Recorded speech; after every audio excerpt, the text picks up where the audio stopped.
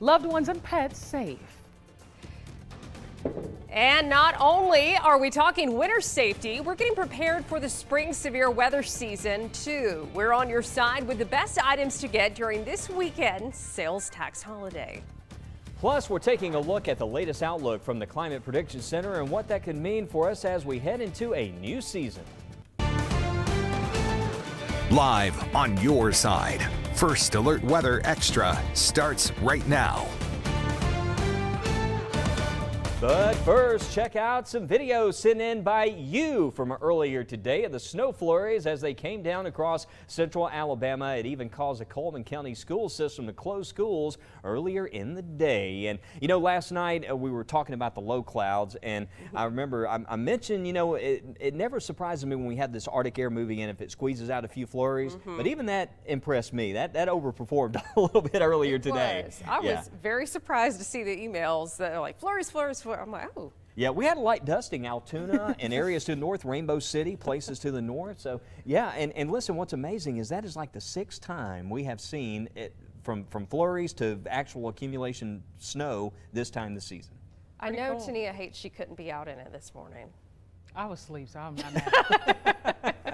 Not mad. But you could hear the emails coming in, right? I sure did. Yeah. So hey, listen, tonight, no snow tonight, but we are expecting sub-freezing temperatures, and we have a night with these extremely cold conditions out there. So while the set's still red, we have First Alert Weather Day that will continue here through the overnight and into tomorrow morning. Let's take you to the next big thing here and show you our First Alert Weather headlines. And we do have a hard freeze that will continue tomorrow morning. I think by 9, 10 o'clock, the temperatures will rise above freezing. First Alert Weather Day is over, and we'll actually enjoy afternoon highs tomorrow in the 40s. I know it's still chilly, but at least a big improvement over what we're dealing with. Lows tonight in the teens. It's so dry out there. Again, it's extra. You sometimes see us show the static meter. It's static meter kind of weather here.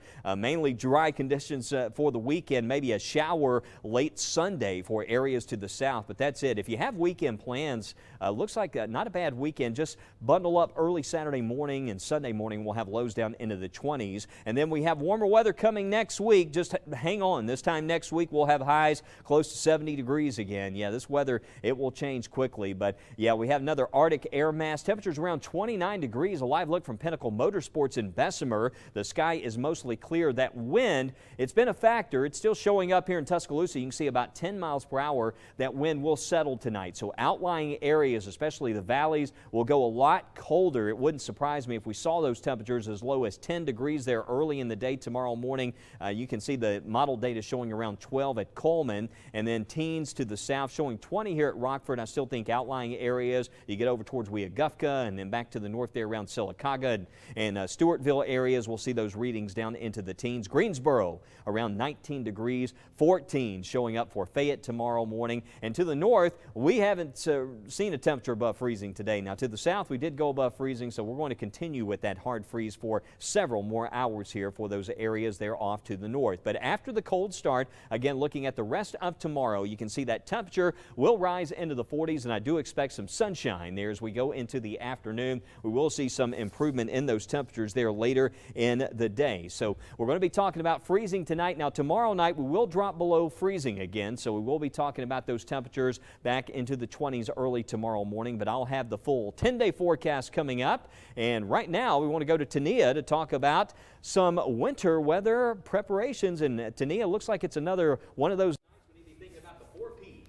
Oh yeah, Wes. Listen, we always talk about the 4 Ps, the people, the pets, the pipes, and the plans. We are going to be pulling up that graphic because, hey, listen, all of them are checked off on our box right now because it's so cold. You want to make sure, one, the people, yourself, you turn on the heat tonight, and you want to make sure that you're staying nice and warm and that your elders and your loved ones have a warm place to be. It's important to check in with the pets too, bring them inside because it's too cold for them to be out there overnight.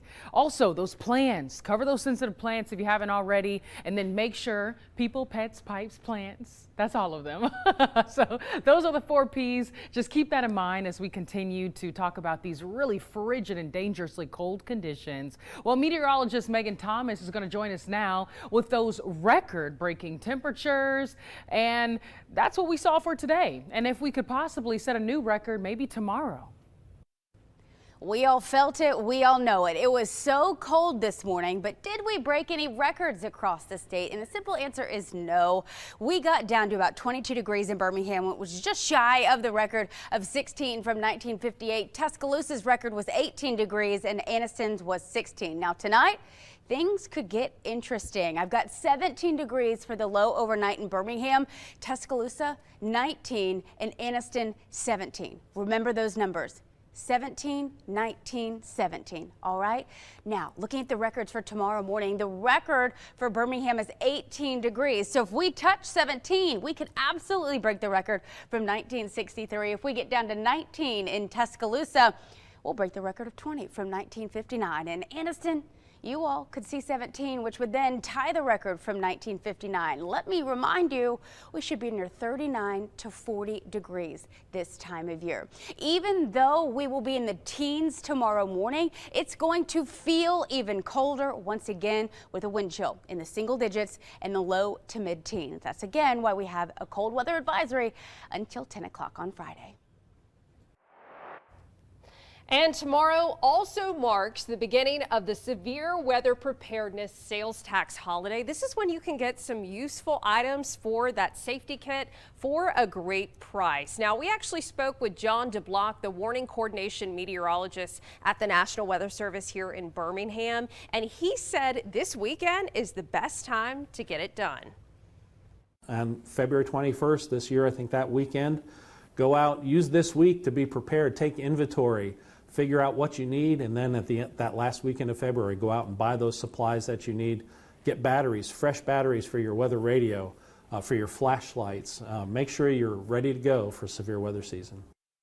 So what exactly are some examples of things you can buy this weekend? Well, cell phone chargers. Of course, you certainly need those, especially if you have a situation where, like we saw last weekend, there's severe winds coming in. You want to make sure you're able to charge your devices ahead of time. And of course, you can get lots of different batteries. So a great time to stock up on some batteries. And of course, as John DeBlock was mentioning, one of the most valuable tools you can get this weekend are weather radios. We always say it's good to have multiple ways to receive alerts. Not just the WBRC First Alert Weather app, but also weather radios and tarps as well. Those will be really handy, especially if you have a situation where maybe a hurricane or severe thunderstorm comes through, even a tornado, and it can cause some wind damage. Of course, flashlights, if you live in a mobile or manufactured home, ground anchors, and this also includes things like bungee cords as well, any type of thing where you need to anchor something into the ground. Coolers are always good, especially if you have a situation where you know the power is going to be out for an extended period of time. Plywood, first aid kits, always want to have that included in your severe weather safety kit, and smoke and carbon monoxide detectors too. And this is also a great time to go over that severe weather checklist as well as prepare your safety kit. Like I was just saying, remember to always have those multiple ways to receive alerts and know your safe place in your home or outside of your home. If you live in a mobile or manufactured home, you don't want to be there during a tornado warning or even a really dangerous severe thunderstorm. So if you have a situation like straight line winds or a tornado, you know that place to go. And most importantly, we always say be prepared, not scared. The best way to help that storm anxiety is to do what is in your control, and that can help that worry that you have when severe weather strikes. Well, all of this comes as students and staff at Hill County Middle and High School are working together to help storm survivors in the New Bern community. An EF1 tornado struck during Saturday's storms, bringing damage to some homes while destroying others. Your West Alabama reporter Brian Henry has the latest. On this bitter cold day, Hill County High School senior Lamoris Bester Jr. is feeling warm about the efforts to help those impacted by last weekend's tornado. It was not a hard decision to step out. We're doing this because we love our community. This community has shaped me into who I am today. Hand sanitizer, soap, towels, just about anything one can imagine a family would lose on a storm. The two collection boxes are in the foyer of the Hill County Middle School. It's not doing clothes, but you know, things people may need like pain relievers and things of that sort. The EF1 tornado that ripped through the New Bern community packed winds of around 95 miles an hour. Its signature felt on scores of families. Hill County EMA Director Russ Weedham. We've had about 30 homes that were damaged. 7 to 8 were totally destroyed. And it was that on-the-ground report that prompted Bester and fellow students to take action. As relates to life skills. Hale County High School Principal Eric Perry is also weighing in on the assignment, using the weather event as the teachable moment for students to remember and to never forget. Those are one of our, our core values, that we want to be selfless. We want to help people. We're a small community, and we have to really help each other out because, again, maybe this time it didn't affect me, but it affected somebody that I knew. Giving back to this community. Lamarus Bester is leading the charge, doing his best to help storm survivors in their time of need. Well, still ahead, we continue to talk about the cold for the start of your weekend. Plus, we're going to take you across the country where the cold weather is leaving a lasting impact on places still cleaning up from catastrophic flooding. We'll be right back in 30 seconds.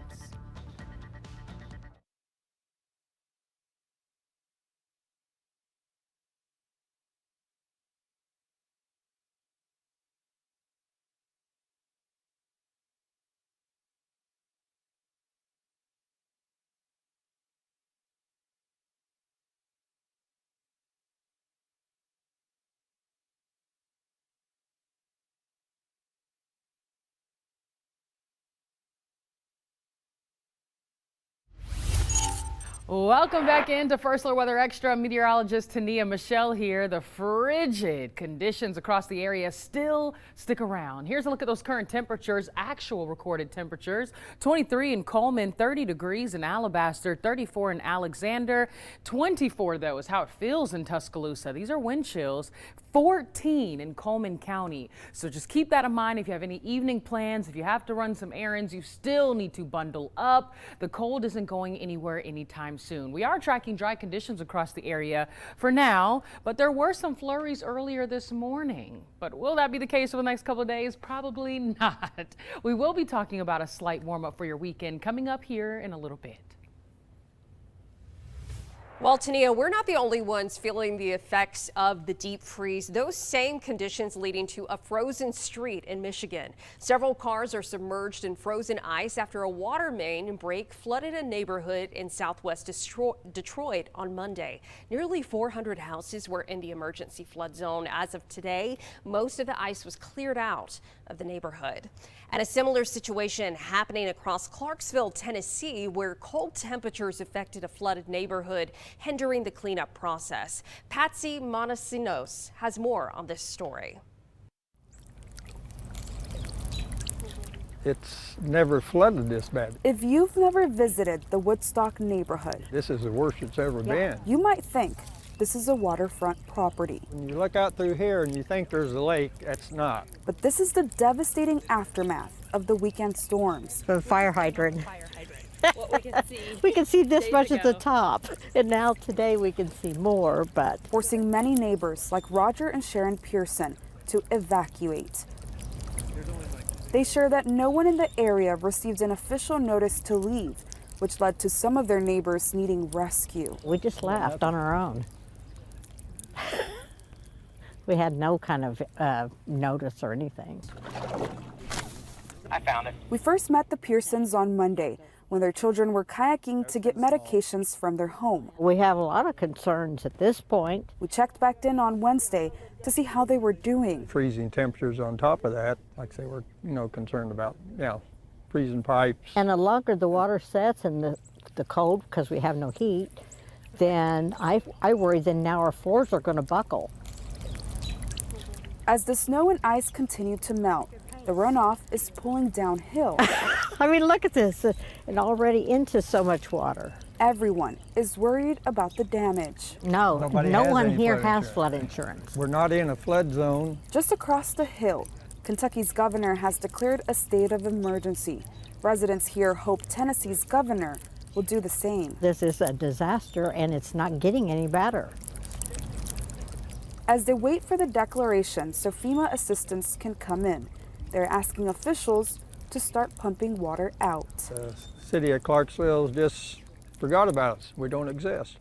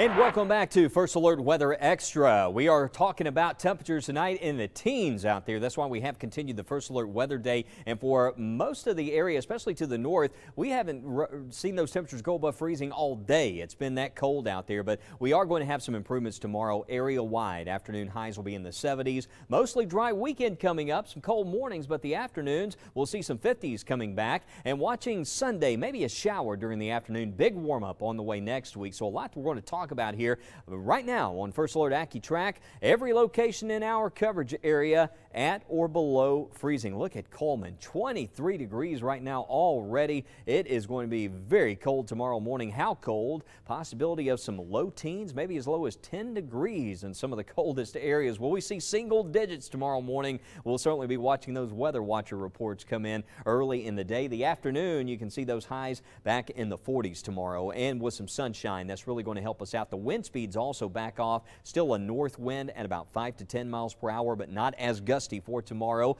And then we take it on into Saturday. We'll have some 20s out there early in the day to kick things off. Afternoon on Saturday, though, we'll have highs in the 50s later in the day. But the weekend, there's Saturday, looks very dry until we go to Sunday. There's a system. You can see it moves along the coast, and we've had a 20% chance of rain on there for Sunday, but you kind of get the picture here. It's not a lot of rain. It's just in case this slides a bit further north in some of the future model runs. We might see a shower to the south, so just want you prepared and giving you that first alert in case we do see an isolated shower late Sunday. But don't cancel any big plans. This is not a big rain chance, and most of us will stay dry. We are going to be watching middle of next week. We really warm up. We'll see those highs back in the 70s. Could we see some rain around the 26th to 27th time frame? The new data, and well, this is the American model, it's not showing as much rainfall with a front that moves through towards the end of next week, but we do have some other data that shows a better chance for some wet weather. This would be overnight Wednesday and into Thursday, so not a long duration thing here, but the next best chance that we do see for the possibility of some wet weather area wide. So we'll keep an eye on that. Right now we have a 20 to 40% chance for some showers in there Wednesday, Thursday, and next week. But until then, we do have plenty of dry weather in the mix through this weekend and early next week. Those afternoon highs warming up close to 69. How about 71 by Wednesday of next week? And how about some weather in the classroom? And had a chance, if we could go back to the weather computer here, I want to show you, I had the a cake that they actually sent to the television station. Well, we'll show you some of the kids first off and show you the third graders. And we had a blast there today with weather in the classroom, all the classes. There you go. You can see the kids. We studied all of our severe weather safety, and they're studying science, meteorology, and actually talking about astronomy. And I want to thank Miss Messer and all the teachers there. They're now certified junior weather watchers. And there you go. What a fun time. And we had the guitar, of course, Tania. We had to sing some good songs and weather songs and had lots of fun. They did a great job. And also, meteorologist Megan Thomas was out visiting schools, and Megan stopped today to visit the 6th graders at Northridge Middle School in T-Town. This was in Tuscaloosa County, actually. She was able to talk to them about how she began and what we do as meteorologists. So lots of weather in the classroom all across the state, from Tuscaloosa to Odenville Intermediate School. Fun times, and teachers, you can sign up right here. Go to our website, Weather in the Classroom, and register online for a meteorologist to visit your school. Lots of visits coming up, Tania. Oh yes, Wes. Now it's time to take everyone beyond the 7-day. Here's a look at that temperature outlook, February 26th to March 2nd. And as you can see across the United States, most states dealing with above average temperatures, but that does not include us here across the southeast and really across central Alabama. We'll actually be seeing more near average temperatures than anything. So hey, maybe that's a good sign, but maybe it's not. I still am seeing some hints at some colder weather being possible, but I also want to take you to that rain chance. As we look at our precipitation outlook, we could also be seeing some, I would say, more near average rainfall possibly across the area. So that's what we're tracking as we look beyond the 7-day. We'll have more on Weather Extra coming up here in just a little bit, and starting with Lauren Linehan with more about those La Nina impacts. Yeah, Tania, you know, La Nina has been affecting our weather here through the winter season. Now, typically, a lot of times when you have a La Nina winter, if it's strong enough, you will typically see drier and warmer conditions here in the south. But it's just a guide, right? You can still have situations where A lot of our winter has been colder than average, but let's look ahead. So meteorological spring runs from March, April, and May, because for meteorologists, it's just easier for us to lump months together versus going by the astronomical calendar. So as we look at the temperature outlook for March through May, this is based on the Climate Prediction Center. What they are looking at is how La Nina is going to be changing as we go forward in time. And it does look that as we go forward in time, La Nina is going to be weakening and will go into more of a neutral phase. If you think about it, ENSO and La Nina are kind of opposite sides of the spectrum. So we're going to be kind of in that more neutral ground by the time we get to May. So you'll notice across the Pacific Northwest and Northern Rockies the potential for below average temperatures March through May, but then the eastern seaboard, deep south, including the southeast into the southern plains and into parts of the desert southwest, potentially seeing above average temperatures. So you definitely feel La Nina impacts more so in those winter months when you can get more extremes. But even into the spring, we could be seeing those weaker conditions beginning to impact our forecast. You'll notice March through May across the desert southwest and southern plains, we could be seeing drought conditions expanding. But here in Alabama, for the most part, it looks like we could be seeing near normal precipitation chances. And I know that says temperature, it actually should say precipitation, but it shows that in the upper Midwest and into parts of the Ohio River Valley above average precipitation. So we'll be keeping an eye on it, and we'll be right back with a final check on your forecast after the break.